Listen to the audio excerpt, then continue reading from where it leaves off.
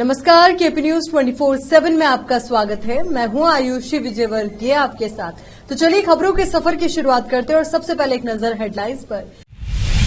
हमारी भाजपा सरकार ने सदैव बीदर जिले का विशेष ध्यान रखा है, कहा मंत्री भगवंत खुबा ने।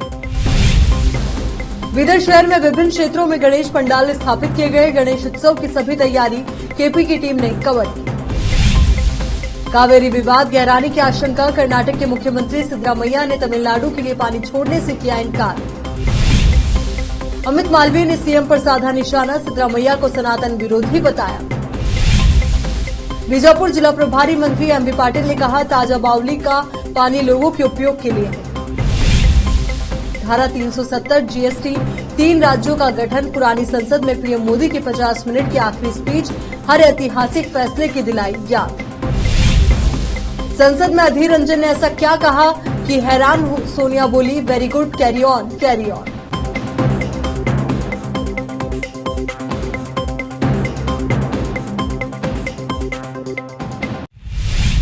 अब देखते हैं समाचार विस्तार से। कल्याण कर्नाटक उत्सव पर नवीन और नवीकरणीय ऊर्जा स्रोत और रसायन और उर्वरक राज्य मंत्री भगवंत खुबा ने देश के प्रतिष्ठित स्कूलों में से एक सैनिक स्कूल को बीदर जिले में मंजूरी देने के लिए रक्षा मंत्री राजनाथ सिंह से मुलाकात की। मंत्री की मांग के अनुसार और बीदर के लोगों की ओर से उनका धन्यवाद व्यक्त किया गया। संबंधित पक्षों से सैनिक स्कूल के निर्माण कार्य और कक्षाएं शुरू करने के लिए सभी आवश्यक प्रक्रियाओं को जल्द से जल्द पूरा करने का अनुरोध किए जाने पर केंद्रीय मंत्री भगवंत खुबा ने कहा कि रक्षा मंत्री ने अधिकारियों को अगले साल से कक्षाएं शुरू करने के लिए आवश्यक कदम उठाने का निर्देश दिया है। मंत्री खुबा ने बताया कि हमारा सैनिक स्कूल भी केंद्र सरकार द्वारा कल्याण कर्नाटक हिस्से में दिया गया एक अनमोल उपहार है। सभी राज्य सैनिक स्कूल के लिए लगातार प्रयास कर रहे हैं, लेकिन मैं इस दिशा में सफल होने वाला पहला व्यक्ति हूं। ये एक ताजा उदाहरण है कि हमारी सरकार ने सदैव बीदर जिले का विशेष ध्यान रखा है। बीदर में गणेश उत्सव की तैयारियां जोरों पर चल रही है। उत्सव को लेकर लोग बहुत उत्सुकता में नजर आ रहे हैं। शहर में गणेश जी की मूर्तियों की स्थापना की पूरी तैयारियां हैं, जो अगले 5 दिनों तक ये उत्सव मनाया जाएगा। शहर के विभिन्न क्षेत्रों में गणेश पंडाल लगाए गए हैं, जो बहुत ही आकर्षित हैं। वहीं गणेश पंडाल के जिम्मेदारों ने लोगों के लिए सभी सुविधाओं का भी ध्यान रखते हुए तैयारी की है। इस उत्सव को कवर करने के लिए केपी न्यूज की टीम ने शहर के विभिन्न गणेश पंडालों को भेंट दी और वहां की स्थिति के बारे में जानकारी के लिए जुटी है। तो चलिए हमारी टीम ने क्या कुछ कवर किया और लोगों का क्या कहना है, देखते हैं। कैमरामैन कृष्णा की कवरेज। अब देखते हैं राज्य के अन्य क्षेत्रों के समाचार। कर्नाटक के मुख्यमंत्री सिद्धरामैया द्वारा नदी के बेसिन बांधों में अपर्याप्त भंडार का हवाला देते हुए पड़ोसी राज्य तमिलनाडु के साथ पानी साझा करने में राज्य की असमर्थता व्यक्त करने के बाद कावेरी विवाद बढ़ना तय है। पत्रकारों से बात करते हुए सीएम ने कहा कि हमारे पास छोड़ने के लिए पानी नहीं है। सुप्रीम कोर्ट में एक अपील याचिका दायर की जा रही है। अदालत ने कावेरी जल प्रबंधन प्राधिकरण CWMA के आदेशों का पालन न करने पर राज्य से सवाल उठाया है। कावेरी जल विनियमन समिति ने अपनी नवीनतम सिफारिश में पहले कर्नाटक राज्य सरकार को 13 सितंबर से 25 दिनों के लिए 5000 क्यूसेक पानी छोड़ने का निर्देश दिया था। इसके जवाब में सिद्धरामैया सरकार ने पिछले हफ्ते इसी तारीख को आपात सर्वदलीय बैठक की थी। बीजेपी आईटी सेल के प्रमुख अमित मालवीय ने एक्स पर वीडियो पोस्ट किया, जिसमें कर्नाटक के मुख्यमंत्री सिद्धरामैया को विधानसभा चुनाव से पहले और बाद में दिखाया गया है। इरादा सिद्धरामैया को सनातन धर्म विरोधी के समर्थक के रूप में चित्रित करना था। लोकसभा चुनाव से 6 महीने पहले धर्म एक गर्म विषय बन गया है और भाजपा कांग्रेस को सनातन विरोधी साबित करने के लिए हर संभव प्रयास कर रही है। पहले से ही कई व्हाट्सएप और सोशल मीडिया संदेश प्रसारित हो रहे हैं, जो सत्तारूढ़ कांग्रेस को हिंदू विरोधी दिखाने की कोशिश कर रहे हैं। राजनीतिक विश्लेषक BS मूर्ति ने कहा कि हर छोटे मुद्दे को तब तूल दिया जाता है जब जाहिर तौर पर इसे नजरअंदाज किया जा सकता है। भाजपा आईटी सेल को धार्मिक मुद्दों की तलाश करने और उन्हें विषाक्त स्तर तक बढ़ाने के लिए तैयार किया गया है। इन मुद्दों को जमीनी हकीकत के साथ प्रतिबिंबित करने की जरूरत है। बीजापुर जिला प्रभारी मंत्री एमबी पाटिल ने पत्रकारों से बात करते हुए कहा कि ताजा बावली को साफ किया गया है, जिससे इसके पानी का उपयोग किया जा सके। इस साल गणेश विसर्जन के लिए इस उपयोग करने की अनुमति मांगी। ऐसा करना कानून के खिलाफ है। इसके लिए बावली के बाजू एक टैंक का निर्माण किया गया है, जिसमें विसर्जन किया जा सकता है। सभी को सार्थक प्रयास करना चाहिए, वहीं समर्थन करना चाहिए। बीजापुर से फेरोज शेख की रिपोर्ट। ಮಾಧ್ಯಮದವರಿಗೆ ಸುಮಾರು 90 ಕೋಟಿ ರೂಪಾಯಿ ಖರ್ಚು ಮಾಡಿ ಅದರಲ್ಲಿ 4 ಕೋಟಿ ರೂಪಾಯಿ ನಾನು ಸಚಿವನಾಗಿ ಅವಾಗ ಖಾಸಗಿಯವರಿಂದ ಕೂಡ ನಾನು ತೆರಿಗೆ ಪಡ್ಕೊಂಡು ಆ ಬಾವಡಿಗಳನ್ನ ಸ್ವಚ್ಛ ಮಾಡಿ ಆ ಬಾವಡಿಗಳ ನೀರನ್ನು ಇವತ್ತು ಈ ವಿಜಯಪುರ ನಗರದಲ್ಲಿ ಅದನ್ನು ಉಪಯೋಗಿಸಿ ಬಟ್ಟೆ ಒಗಿಲಿಕ್ಕೆ, ಸ್ನಾನ ಮಾಡಲಿಕ್ಕೆ, ಆಮೇಲೆ ಪಾತ್ರೆ ತೊಳೆಯೋಕ್ಕೆ ಇದಕ್ಕಾದ್ರೂ ಯುಟಿಲೈಸ್ ಮಾಡಿ ಅಂತೇಳಿ ತಾಜ್ ಬಾಡಿಯಿಂದ ಕೆ ಸರ್ಕಾರಿ ಆಸ್ಪತ್ರೆಗೆ ಕನೆಕ್ಷನ್ ಕೊಡ್ತಾ ಇದ್ದೀರಿ.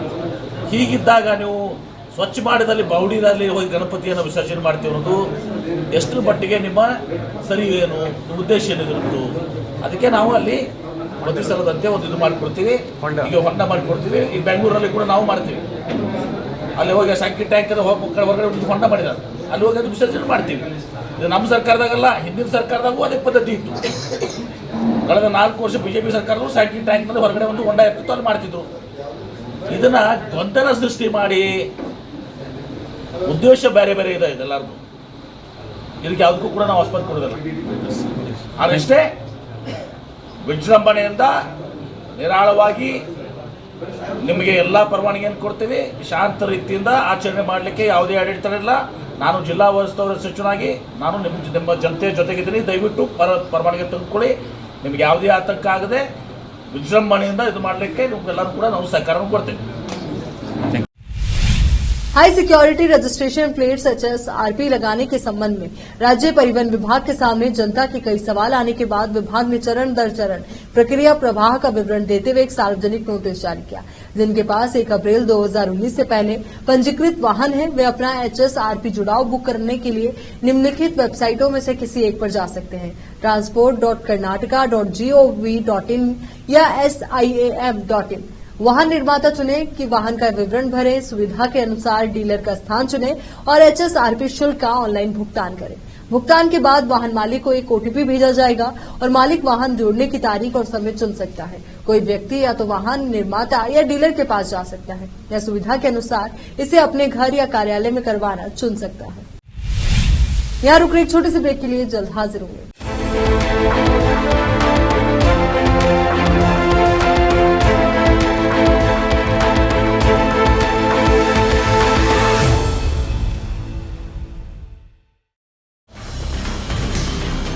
हिंदुस्तान के हर कोने में हम हैं मौजूद। 24 घंटे हालात पर गहरी नजर, खबरों से जुड़े चुपते सवालात और आपको दिखाता है धार्मिक, सामाजिक, राजनीतिक, लोकल और इंटरनेशनल न्यूज की सबसे बेहतर कवरेज, जो आपको रखती है हर पल बाखबर। देश और दुनिया भर की खबर के लिए देखते रहें KP News 24/7। Noor education trust Bidar की ओर से चलाए जाने वाला नूर M.Ed and B.Ed college Bidar, recognized by NCTE Delhi and affiliated to Gulbarga University, Gulbarga. Admission are open for the academic year 2022-23। विशेषज्ञ और सक्षम शिक्षकों द्वारा शिक्षा प्राप्त करने के लिए नूर M.Ed and B.Ed कॉलेज में दाखिला लें और शांत वातावरण में शिक्षा प्राप्त करें। बीदर शहर में बेहतर शिक्षा का एकमात्र केंद्र Noor M.Ed and B.Ed college, Shahpur gate, Bidar. Phone numbers 9945283920, 8482221297। शहर बीदर में अनमोल ग्रुप ऑफ रेस्टोरेंट्स की ओर से रॉयल अनमोल फैमिली रेस्टोरेंट और अनमोल रेस्टोरेंट के जरिए लोगों को स्वादिष्ट खानों के जरिए बेहतरीन सेवाएं प्रदान करने के झंडे गड़ने के बाद अनमोल रेस्टोरेंट के मालिकों ने अब शहर बीदर के लोगों की सेवा के लिए कदम आगे बढ़ाते हुए अब शहर बीदर के सबसे व्यस्त इलाके में एक शानदार फंक्शन हॉल अनमोल पैलेस बनाया है। शहर के हैदराबाद रोड पर स्थित ये शानदार अनमोल पैलेस फंक्शन हॉल अपने बेहतरीन लोकेशन, बेहतरीन वातावरण और अपनी खूबसूरती के कारण सबके आकर्षण का केंद्र बन गया है। यहाँ पर खूबसूरत हॉल, दूल्हा दुल्हन के लिए खूबसूरत स्टेज, खुला और हवादार डाइनिंग हॉल उपलब्ध है और साथ ही यहाँ पर अलहदा वेस्ट सेक्शन और VIP सेक्शन भी मौजूद है। अपने बच्चों की शादी, वलीमा और दूसरे फंक्शंस के लिए आज ही दौड़े चले आइए। याद रखिए, अपने सभी प्रकार के फंक्शंस को यादगार बनाने का केंद्र है प्रोप्रिएटर अब्दुल खालिद और मोहम्मद बशारत अहमद की शानदार पेशकश अनमोल पैलेस फंक्शन हॉल। यहां पर बुकिंग शुरू हो गई है। फौरन आइए और फंक्शन हॉल बुक करवाइए। Address near APMC vegetable market, Hyderabad road, Bidar 585403। Booking करने और अधिक जानकारी के लिए इस नंबर पर संपर्क करें 8310357864। ब्रेक के बाद एक बार फिर से आपका स्वागत है। प्रधानमंत्री नरेंद्र मोदी ने संसद के ऐतिहासिक विशेष सत्र में आज वो भाषण दिया जो लंबे वक्त तक याद रखा जाएगा। पीएम मोदी ने पंडित जवाहरलाल नेहरू का गुणगान किया और लाल बहादुर शास्त्री का योगदान याद दिलाया। इतना ही नहीं, इन्होंने इंदिरा गांधी, मोरारजी देसाई, चौधरी चरण सिंह, नरसिम्हा राव, मनमोहन सिंह से लेकर अटल बिहारी वाजपेयी तक के कार्यकाल में मिली बड़ी उपलब्धियों की चर्चा की। तालियों की गूंज के बीच पुराने संसद भवन में कार्यवाही के अंतिम दिन आज पीएम मोदी ने संसद का 75 साल का गौरवशाली इतिहास बताया। हिंदुस्तान के चांद पर पहुंच जाने, G20 का सफल आयोजन करने और जीएसटी लागू करने होने की बड़ी उपलब्धि बताया तो धारा 370 खत्म करने के अपने ऐतिहासिक फैसलों का जिक्र भी किया। बड़े फैसलों का गवाह बनने वाले संसद के इस छोटे विशेष सत्र की शुरुआत में पीएम मोदी ने आज विपक्ष पर बड़ा हमला भी बोला। प्रधानमंत्री ने कहा कि जिस वक्त भारत का दुनिया में डंका बज रहा है, हिंदुस्तान को पूरा विश्व मित्र मान रहा है, उस वक्त देश के कुछ लोगों में भारत के प्रति शक का भाव बना हुआ है। अपने इस भाषण में प्रधानमंत्री मोदी ने उन दिनों को भी याद किया जब वो पहली बार संसद पहुंचे थे। पीएम ने कहा कि लोकतंत्र की ताकत है कि स्टेशन पर चाय बेचकर गुजारा करने वाला संसद तक पहुंच गया। उन्होंने कहा कि पहली बार एक सांसद के रूप में इस भवन में मैंने प्रवेश किया तो सहज रूप से मैंने संसद भवन की चौखट पर अपना शीश झुका दिया। इस लोकतंत्र के मंदिर को श्रद्धा भाव से नमन करते हुए मैंने पैर रखा था। वो पल मेरे लिए भावनाओं से भरा हुआ था। पीएम मोदी ने पुराने भवन में 50 मिनट की आखिरी स्पीच दी। इस दौरान उन्होंने इस संसद भवन में लिए गए हर ऐतिहासिक फैसले की याद दिला दी। पीएम ने पुराने संसद भवन का इतिहास बताया। पीएम मोदी ने कहा कि इस इमारत के निर्माण का निर्णय विदेशी शासकों का था, लेकिन ये बात हम न कभी भूल सकते हैं और हम गर्व से कह सकते हैं कि भवन के निर्माण में पसीना मेरे देशवासियों का लगा था, परिश्रम मेरे देशवासियों का लगा था और पैसे भी मेरे देश के लोगों के ही लगे थे। प्रधानमंत्री नरेंद्र मोदी के भाषण के बाद विपक्ष की तरफ से बोलते हुए लोकसभा में कांग्रेस के नेता अधीर रंजन चौधरी ने देश के पहले प्रधानमंत्री जवाहरलाल नेहरू को मॉडर्न इंडिया का आर्किटेक्ट बताते हुए कहा कि उन्होंने एक कठिन समय में देश की बागडोर संभाली थी।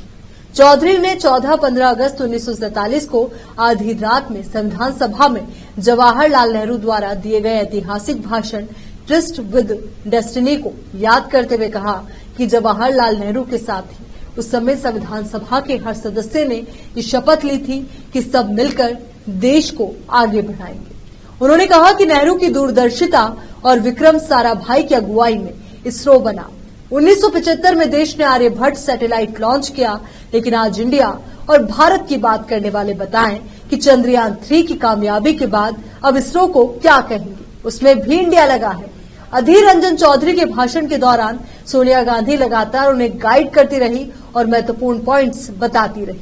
भाषण के दौरान सोनिया गांधी ने अधीर रंजन चौधरी को महिला आरक्षण पर बोलने की याद दिलाई, जिसके बाद चौधरी ने मोदी सरकार से महिला आरक्षण बिल पारित करने की भी मांग की।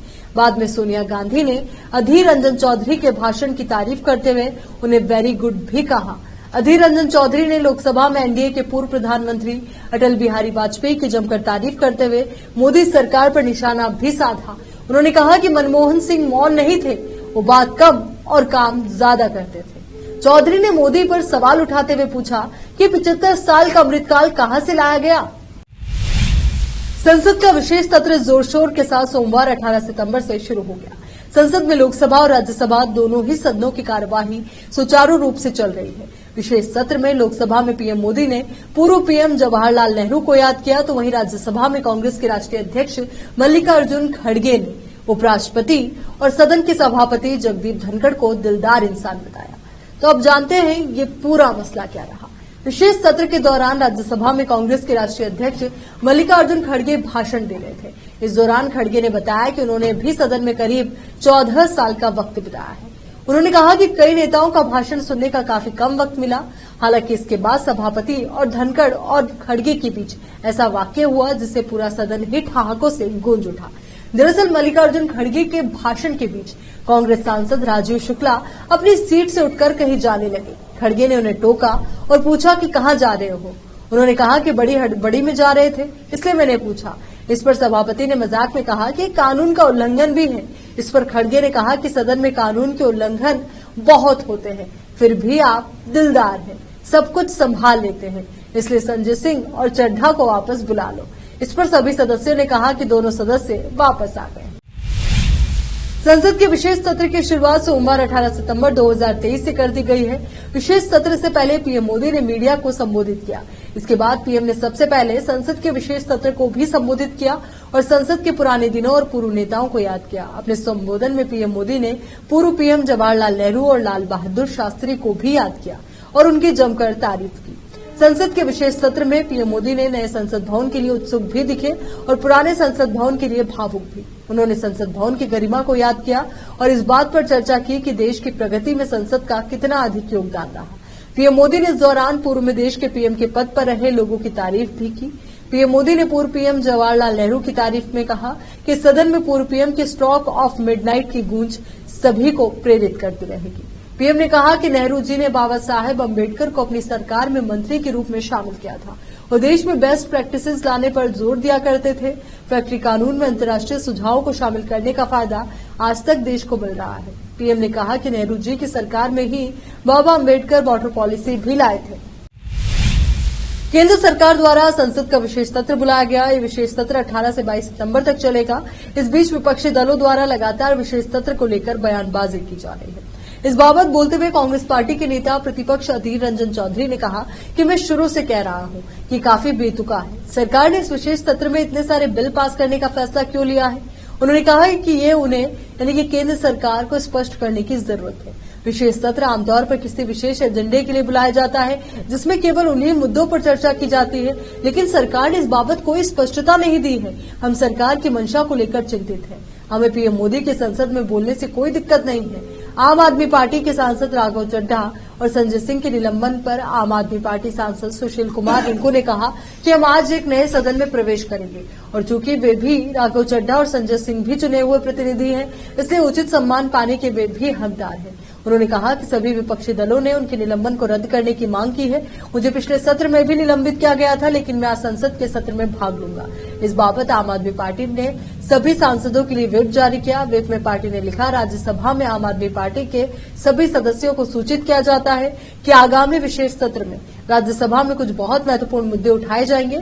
इसे देखते हुए पार्टी के सभी सदस्यों से अनुरोध है कि वे 18 से 22 सितंबर 2023 तक सदन के स्थगन तक सुबह 11 बजे तक सदन की कार्यवाही के समय उपस्थित रहें और पार्टी के रुख का समर्थन करें। यहां पर रुक एक और छोटे से ब्रेक के लिए फौरन लौटेंगे।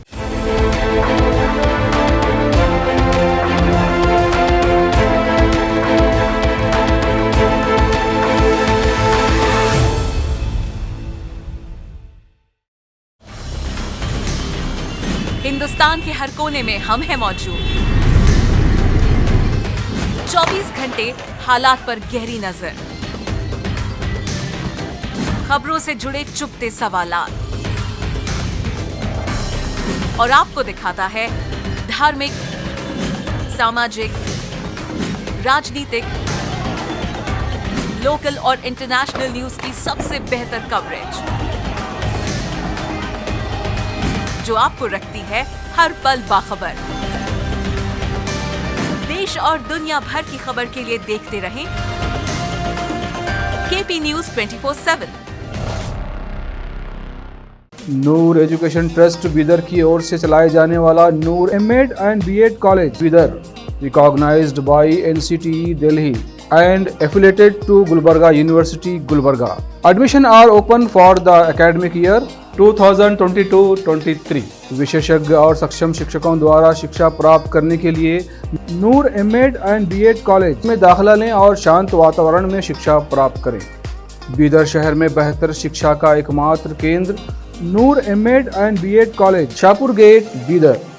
Phone numbers 9945283920, 8482221297।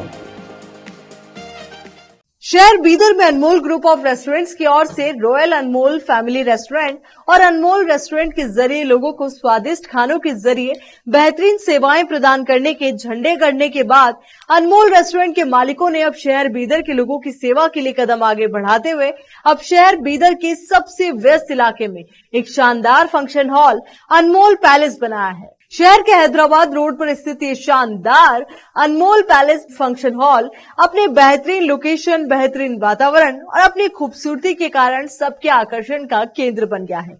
यहाँ पर खूबसूरत हॉल, दूल्हा दुल्हन के लिए खूबसूरत स्टेज, खुला और हवादार डाइनिंग हॉल उपलब्ध है और साथ ही यहाँ पर अलहदा वेस्ट सेक्शन और वीआईपी सेक्शन भी मौजूद है। अपने बच्चों की शादी, वलीमा और दूसरे फंक्शंस के लिए आज ही दौड़े चले आइए। याद रखिए, अपने सभी प्रकार के फंक्शंस को यादगार बनाने का केंद्र है प्रोप्रिएटर अब्दुल खालिद और मोहम्मद बशारत अहमद की शानदार पेशकश अनमोल पैलेस फंक्शन हॉल। यहाँ पर बुकिंग शुरू हो गई है, फौरन आइए और फंक्शन हॉल बुक करवाइए। Address near APMC vegetable market, Hyderabad road, Bidar 585403। Booking करने और अधिक जानकारी के लिए इस नंबर पर संपर्क करें 8310357864।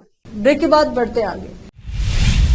अमेरिका के आसमान में एक बार फिर दो विमान टकराने की घटना सामने आई है। इस हादसे में 2 पायलट्स की मौत हो गई। यह हादसा उस समय हुआ जब अमेरिका के नेवादा प्रांत के रेनो में एक एयर शो चल रहा था।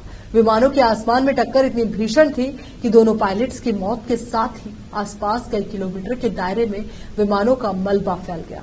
घटना के बाद आनन फानन में पूरा एयर शो रद्द करना पड़ा। अमेरिका के आसमान में रविवार को एक बड़ा हवाई हादसा हुआ।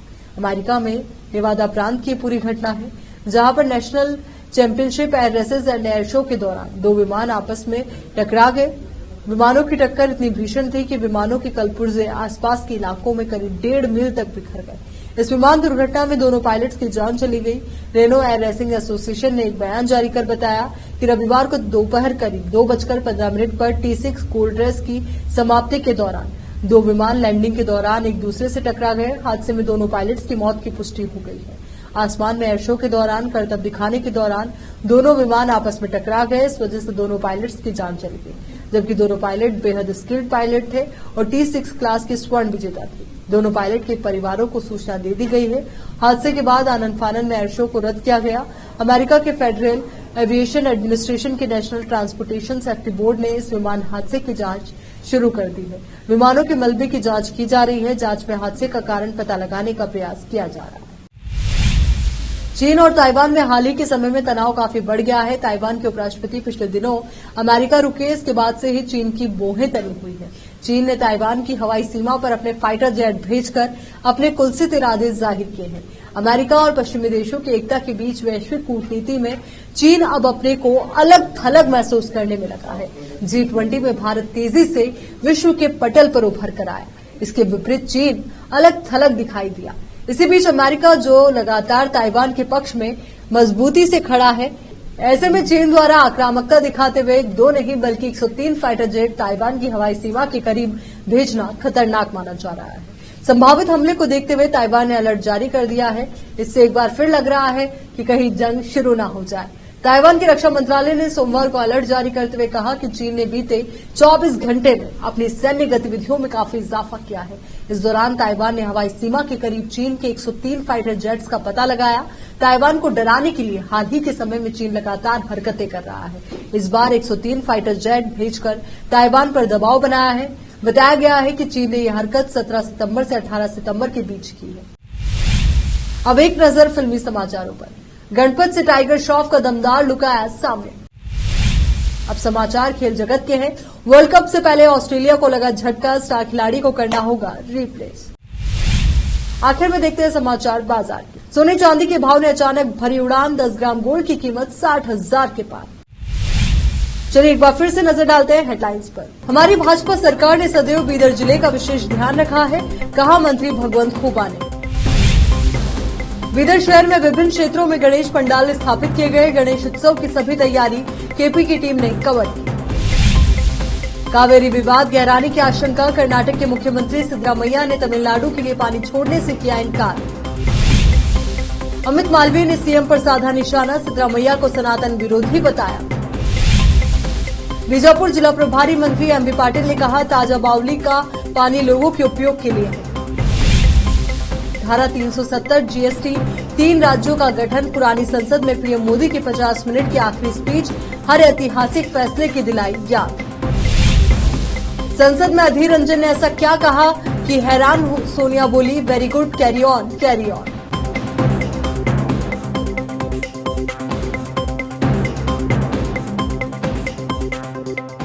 केपी न्यूज के इस बुलेटिन में फिलहाल के लिए इतना ही। देश और दुनिया से जुड़ी तमाम ताजा खबरों के लिए आप बने रहिए केपी न्यूज 24/7 के साथ। धन्यवाद।